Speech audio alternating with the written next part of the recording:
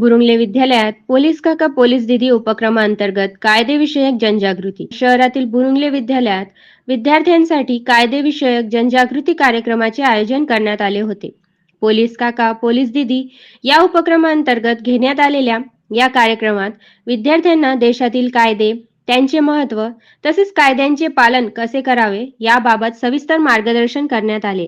यावेळी विशेषतः विद्यार्थिनींना समाजात वावरताना सुरक्षिततेच्या दृष्टीने महत्त्वाच्या बाबी समजावून सांगण्यात आल्या.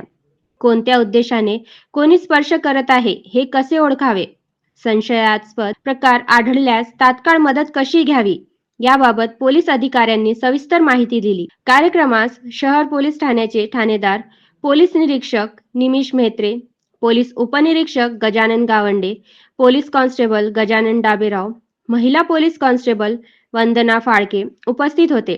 तसेच विद्यालयाच्या प्राचार्या सौ मीनाक्षी बुरुंगले, उपप्राचार्य निळेसर व सर्व शिक्षक वर्ग उपस्थित होता. या कार्यक्रमात पोलीस उपनिरीक्षक गजानन गावंडे यांच्या मार्गदर्शनाखाली पोलीस हवालदार राखुंडे व पोलीस हवालदार किशोर साबे यांनी विद्यार्थ्यांना वाहतूक नियमांचे पालन, नवीन कायद्यांची माहिती, डायल 112 बाबत सूचना, महिला तक्रार पेटी, पोक्सो कायदा, दामिनी पथकाची भूमिका याबाबत मार्गदर्शन केले होते.